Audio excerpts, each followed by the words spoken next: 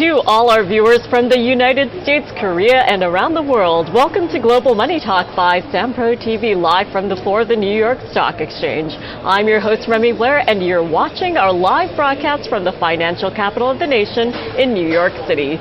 We'll begin the hour with the market briefing for an exciting live coverage of the U.S. markets, and we'll then bring you the market insights for an in-depth conversation with market experts. And today for the market insight, we have Tai Wong, the independent proprietary trader, so make sure to stay on for the entire show. But first, for the market briefing, let's welcome JD Durkin, CBS contributor and host of Public.com.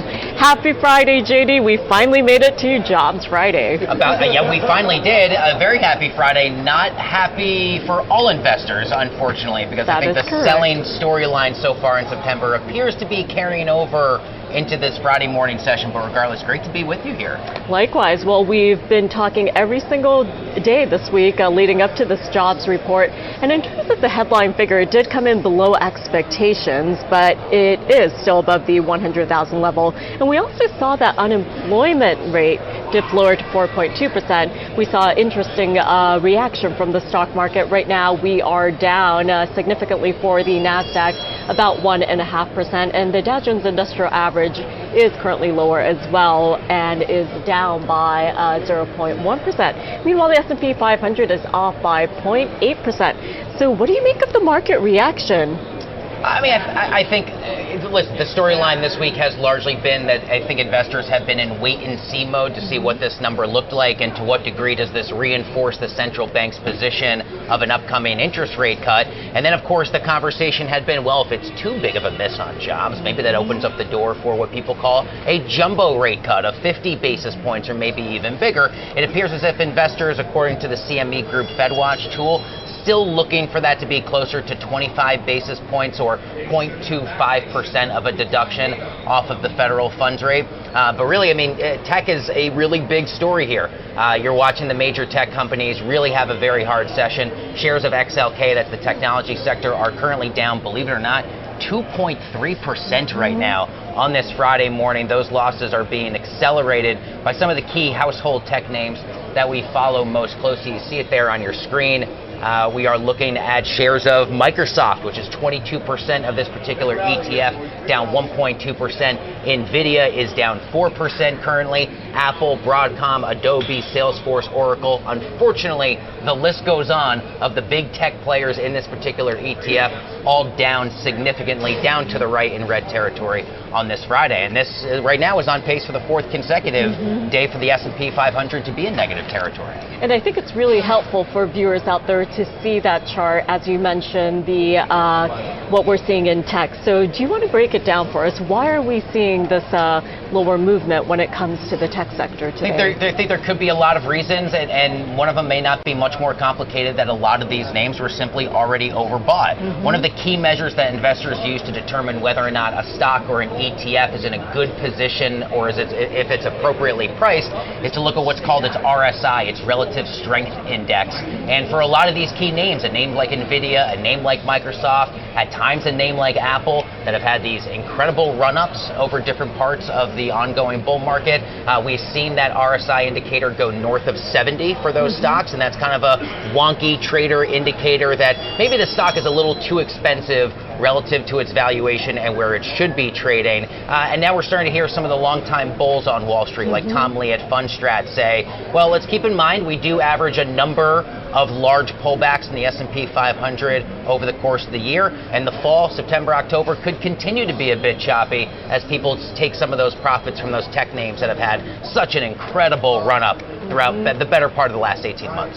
Yeah, and it's hard to believe, but we're only in the first week of September. We came back from the holiday weekend, and we only had 4 sessions this week, but we've seen lots of volatility as we came back from the weekend.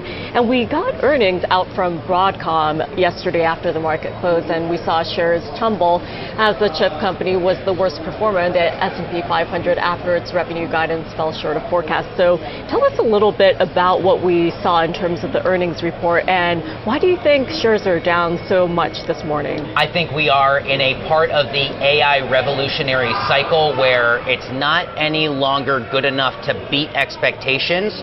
You have to beat expectations by a lot.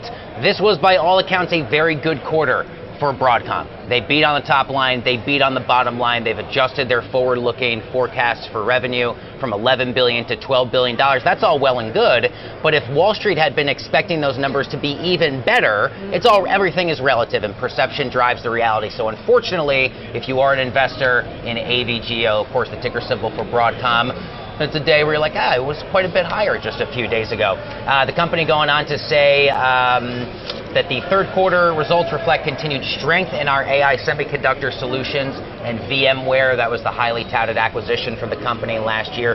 But ultimately, we are seeing shares of the stock plunge on that revenue forecast that, again, while still very strong in and of itself, relative to where Wall Street estimates thought it was going to be, a bit more disappointing. Yesterday was the 10th most weighted name in the S&P 500. Still about that, but we are seeing the company now as the 12th largest market cap. It actually swapped places with Tesla in after-hours trading. Tesla is now the 11th biggest company in the world. Broadcom falling down to 12th. Well, thanks for breaking that down for us. And you mentioned sky-high expectations when it comes to these earnings reports, and that's reminiscent of NVIDIA. And that is a name that saw plenty of volatility earlier this week. But here we are, and we are seeing shares of NVIDIA down just slightly compared to that sell-off we saw. And that was a multi-billion dollar decline in terms of its market cap. Now, you just mentioned Tesla, and in today's trading session, we are seeing Tesla shares down by about 4%. So tell us what's going on. When we look at the chart, it does appear as though shares are extending losses down by about 5% at the 11 o'clock hour. Yeah, this is not a stock you're going to hold if you're exactly weak in the stomach. I mean, the volatility on Tesla stock is astronomical. You've got massive days where it's down 5% like you see it here, and you got a day like yesterday where shares of TSLA finished up 4.5% after encouraging news about rollout initiatives for its self-driving software in Europe and in China. That's a massive market for a revenue generator for the company here. That gave a bit of headwind, or a tailwind rather, for the stock in yesterday's session. We've also talked about this before. Tesla is a little bit of a wild card, right? Many people on Wall Street think it's a bit of a proxy of popularity for Elon Musk specifically, right? It's his only publicly traded company. So if there is something directly of a market implication based on other controversies or non-Tesla factors impacting one of the world's most important people, you may see that kind of reflected in how Tesla trades. So again, not for the weak of stomach to see how aggressively the stock goes up and how quickly it comes down. It is still down about 7 to 8% or so year to date, and pending regulatory approval, the company hopes to move forward with that software, the full self-driving software rollout that it announced yesterday. And speaking of Tesla, as you mentioned, it is one of Elon Musk's company. So we're looking at the chart right now. We are seeing Tesla drop further, down nearly 5.5% on this day. But I do understand that Tesla is also hosting a robo-taxi day in October to demonstrate their self-driving technology. So tell me what we can expect. Well, I'm sure, I think if you're a Tesla investor, you would hope that the expectation is anything good that continues to talk about artificial intelligence to maybe drive a bit of optimism in the stock into a bit of a better direction. Robotaxis is a fascinating technology, whether it's companies like Waymo or a lot of others that are trying to be in the space. I think the biggest hurdle to any of these conversations is convincing a skeptical user to safely get into a robotaxi and feel completely at ease that a driverless vehicle is taking you around. I'll say, I drove in several Waymos out in San Francisco. I got to test ride in them earlier this year. You very quickly forget that there's no human driver at the wheel. The technology is really amazing, but I definitely understand that concern. And so look for Tesla to announce those exciting initiatives that matter a lot to the user base, really the fan base of Tesla, because I describe it at that. These are fans of the stock like that. But of course, also look to kind of assuage any of those concerns. If you're going to scale, you have to convince a lot more people out there that the technology is safe to use. Well, that's interesting that you brought up riding in one of these vehicles in the San Francisco Bay Area, because it's not fairly common here in the U.S. to be able to ride one of these vehicles. So how was your experience? I mean, again, I thought it was absolutely awesome. I rode in 4 Waymos. The company gave me a press pass to try some of them out myself, and I think price point pretty comparable to a standard Uber or a standard Lyft, but the experience is pretty wild. It shows up, your name is flashing. You got all these little gadgets and gizmos telling you to put on your safety belt and this and that. And like I said, even on the very steep hills of San Francisco, California, it's amazing how safely these cars can proceed through intersections, can take in all of the data around it, and really make for a really holistic rider experience. It was unlike anything else I've ever done. It's pretty neat. Yeah, it is pretty neat. And Yeah. I think a lot of us here in the U.S., we might not be as comfortable jumping into one of these vehicles, but we think about other areas of the world, in particular Asia, where people may be more comfortable jumping into these vehicles, and we'll see where this technology goes in this country. But as we head into the weekend, JD, we're already looking ahead to next week. And as someone who follows politics, I'm sure you're closely anticipating and watching that September 10th debate between Kamala Harris and Donald Trump. And that will be taking place at 9 p.m. Eastern Time on September 10th. But I do want to ask you, before we jump into that, so Donald Trump, he spoke yesterday here in New York at the Economic Club. He is still here in New York, expected to be in court, but he's also expected to issue a press statement at a conference at the Trump Tower today in New York City. So what do you make of some of the comments he made yesterday? There's been mixed feedback on that. It definitely has. As Donald Trump, the former president of the U.S., is known to do, he takes a series of personal swipes at his political opponents. He is framing his opponent in this race, incumbent Vice President Kamala Harris, along the lines of communism and big government grabs, and I think that this price gouging thing that Harris had tried to do was very much manipulated by the Trump side of things to make people think it was maybe some things that it wasn't.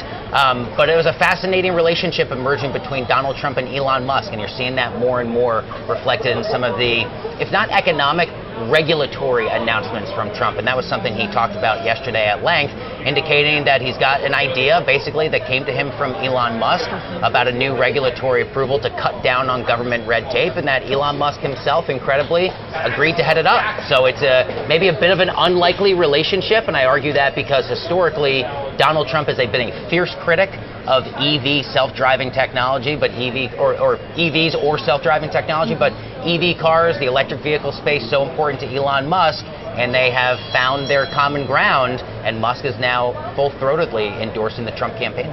Well, it's a very interesting relationship, JD, as you mentioned. So as we edge closer to the presidential election in November, I'm sure we'll hear more about those two on social media as well as in the media. Oh, yeah, absolutely. So, JD, I also want to ask you about Democratic presidential nominee Kamala Harris. She is set to meet with Teamsters, and that is expected to happen after the presidential election. So what can we expect out of this? And tell us about the significance. Yeah, of course. Well, the fight for union labor support and those endorsements is on between the Trump as well as the Harris campaign. Of the 10 biggest unions, the Teamsters are the only one who have yet to endorse Kamala Harris. They still very much may. So I know the Harris campaign is very much looking forward to that meeting. But Sean O'Brien, the head of the Teamsters, we can't forget, took a very rare step earlier this summer, agreeing to speak at the Republican National Convention. We really haven't seen that in modern history before, but saying, I was invited here, I'm always open for a good faith conversation. So to watch the two campaigns try and position their potential economic policies to speak to union workers, which gets to another big story we covered this week, the Nippon Steel, U.S. Steel back and forth, Biden's efforts to block it, Trump's interest in blocking it, Harris coming out saying that she would block it. These are clear plays for that union support. So that meeting between Harris and the Teamsters will be really important as she seeks to secure that union endorsement, which is well over 1 million members in the United States. And these members, they're not just all throughout the 50 states, they tend to disproportionately be in places like Wisconsin, Michigan, and Pennsylvania, arguably the three most important battleground states to win the presidency this year. Yeah, and JD, I'm glad you brought up U.S. Steel, because in today's session we are seeing shares of the company up by 6%, and that is off the lows that we saw earlier this week. We'll still have to see how this story develops, but for our viewers out there who may not be familiar with some of the issues at hand, can you tell us what's going on there? For the U.S. Steel story? Yeah, absolutely. So, I mean, long story that I can make as short as possible. U.S. Steel is an iconic U.S. manufacturing brand. We talked about yesterday the fact that it first traded here at the New York Stock Exchange all the way back in 1901. It's got an incredible history. It was a long-time component of the Dow Jones Industrial Average. But unfortunately, as happens, times change. The ability of a company to scale and stay competitive in the global arena as technology changes also shifts over time, and so the company was in a position to mostly be acquired by Nippon Steel out of Japan, one of our most important geopolitical allies on the world stage. But we've seen a lot of pushback, a lot of frustration from the union groups that are involved with this deal, with the two presidential campaigns now both saying we would block the deal, and both U.S. Steel and Nippon Steel saying, yeah, but we negotiated this in good faith. We really think it's to our benefit to have this deal move forward. Nippon Steel has said right now we have our U.S. headquarters in Houston. We'll move that to Pittsburgh. We'll play up the Pittsburgh and Pennsylvania components for both campaigns to try and sweeten the pot a little bit. But for right now, there's still a lot of consternation about this deal, which right now appears as if it is not going to go through, much to the frustration of both companies involved. Well, that's a story that we'll keep our close eyes on as we head into next week as well. So thank you so much for telling our viewers what's going on. Of course, yeah, it's a really important one. And of course, I do want to bring up a market check right now, since we are seeing the Dow, NASDAQ, and S&P 500 all lower in today's trading session. The NASDAQ is extending losses down by 2%, and we have the Dow chart up, and that is up by 0.8%. And we're also seeing the S&P 500 down by 1% as well. So we did get that non-farm payrolls report number, which was lower than estimates this morning, but still showed a gain of 142,000 in the latest month. Meanwhile, the unemployment rate ticked lower to 4.2% from 4.3% in the previous month. So, JD, I do want to move on now to some of the stories that we're watching. And Warren Buffett, who turned 94 last Friday, which is hard to believe. Yeah, happy birthday to you, belated birthday. But apparently, Buffett is once again trimming his stake in Bank of America, and it's a significant stake at that as well. So tell us what's going on here. Why do you think he's doing this? Well, he hasn't said why he's doing it just yet, and that'll be interesting to listen to close guidance from Berkshire Hathaway about what their exact thinking was. So we do know some of the financial details, even if we don't exactly yet know the rationale behind them. Selling an additional $760 million worth of B of A shares since Tuesday alone. Now, despite this, it's worth knowing Berkshire Hathaway still remains the largest shareholder of Bank of America, holds about an 11% stake. That stake is valued at nearly $35 billion, so it's not exactly as if this is an exit stage right or unceremonious, a dumping of all the support or all the shares or all the stock. But it'll take some time, I think, for the company, for Berkshire Hathaway, to give us a little bit more clarification as to their thinking as to why they move forward with this. No public explanation as of yet, but I think we are seeing shares of BFA down about 1% today, still up about 15 to 16% so far year to date. So right about the overall S&P 500 market average. It's a really interesting story, though, I think. It is. And Buffett did start investing in Bank of America back in 2011 when Berkshire Hathaway purchased $5 billion of preferred stock. But when we look at Berkshire Hathaway stock, you and I were both looking at where shares are. It's not quite cheap, is it? Yeah, no, definitely not, especially relative to how much you can get for an average share price of a lot of other comparable companies, but other proponents would say there aren't really comparable companies to Berkshire Hathaway. There's one Warren Buffett, there's one Berkshire, and not a cheap stock, but gives you an indication it's not really a tech pure play stock. It's not really a real estate company. It's a bit of everything, but still has one of the largest market caps in the world. Berkshire Hathaway is an incredible story. And for those of our viewers who may not be familiar with how much one shares of Class A or Class B stock trades, let's take a quick look to see what we're talking about here. Berkshire Class B right now is trading at $4.63 a share. And again, you're talking about a stock that year to date is right now up 27%. It is down fractionally on this day. Class B shares there for Berkshire, $4.63. Looking here at its all-time, it's pretty close to trading right about its all-time high. Looks like its all-time high was just really just coming off in the last few weeks. It went up to almost $4.80. Yeah, so that is definitely not a cheap stock for sure, JD. Yep. So very quickly, I do want to go over what we saw in terms of the jobs number this morning. So just to reiterate, we got the latest employment report for the month of August, and non-farm payrolls, the headline figure, did come in below expectations at 142,000 versus a higher number above the 150 and even 160,000 level. So what did you make of that report today?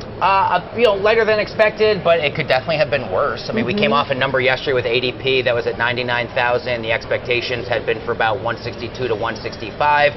To see another number in a row for a second consecutive month come in softer, not an overall surprise, but I think maybe it's a bit of a sweet spot, right? Because unemployment fell down to 4.2%, reinforces the Fed's path forward in terms of a potential soft landing scenario, I think. The overall deterioration of the labor market conditions is something the Fed is going to increasingly focus more and more on. But we can't forget that largely the sell-off that we had in early August came off of the July's jobs report, which was really disappointing, at only 114,000 private non-farm jobs that have been added for July, and that was really a shock, really, to the system. So I don't get the sense that today's movement is necessarily in direct response to that, but again, we're just seeing a lot of kind of cyclical profit taking through the first 4 days of September. So I don't know if this will move the Fed closer to 50 basis points of a rate cut on September 18th. I think 25 is still probably more realistic, and that appears to be what traders are betting on today.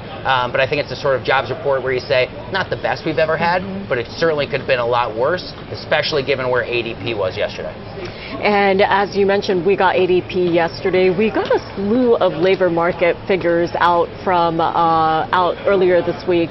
But it's always so interesting to go through the non-farm payrolls report to see where the jobs are coming from and also to see where some of the losses are. And apparently healthcare as well as construction were two sectors that saw gains versus manufacturing, which saw losses. So what do you make of that, given some of the other labor market reports we got out earlier this week? I mean, manufacturing sector is continuing to slide into contraction. It's not a big surprise there. I mean, even I think if you have month-over-month numbers that might move one way or the other, I think all the numbers you just listed give us to the overall state of play where hiring is decelerating, the manufacturing sector is starting to show chips, and there are kind of chips that are emerging throughout parts of the economy. We're seeing those cracks happen, and I think despite the overall resilience of the economy, concerns of the job market do specify. I don't look too closely personally or read too much into which sector did better in the economy than any other, because there's so many cyclical or seasonal factors that are at play as well. We expect certain parts of the year for hospitality to do very well. We expect certain parts of the economy like retail to do very well in the fourth quarter of the year as we get closer to the heart of the holiday shopping season. So overall, I think you take the anecdotal pieces of information, as Jay Powell likes to say, but you have to know when to step back and put it in the broader mosaic of the aggregate to really give us a sense of what's going on across the state of the labor market and the state of the U.S. economy. And I'm glad you brought up the holiday shopping season, because if we go to some of the big name retail outlets here in the United States, not only are we starting to see some of those Halloween decorations, but we're seeing Thanksgiving as well as Christmas. But I've noticed this every year since the pandemic kicked off, that we're starting to see earlier seasonal products in the stores, and I think that's sort of indicative of how these retail outlets are trying to attract more consumers to buy. But what do you make of that? Are you already planning for Thanksgiving, Christmas, Halloween? Too soon? Too soon. As long as we don't start seeing like Valentine's things in the store in September, then I guess I'm okay with it. But yes, it is a little jarring because you walk into a store and you're like, I'm not mentally ready for the Christmas season or the heart of the holiday shopping season. But I do understand for retailers, we understand the struggles of both the big box retailers and the mom and pop brick and mortars as well, just trying to kind of generate any bit of enthusiasm for a consumer base. I get why the companies do it, even if it makes us all kind of groan and roll our eyes a bit when we walk into a place like CVS and say, all right, I get it, I'm not quite ready for Thanksgiving just yet. So to answer your question, no, I won't be shopping for the holidays for at least another month or so. Well, it's interesting because we've been hearing about potential supply chain issues when it comes to unions as we head into the holiday season, but that is a topic you and I can dive into as we get closer to that. So JD, it's been a pleasure hosting you here at the New York Stock Exchange this week. I wish you a happy weekend. You as well. Thanks for having me this week. Thank you very much. Good to be with you. And next up, we will be joined by Taiwan independent proprietary trader to dive deeper into the employment report. We'll be right back.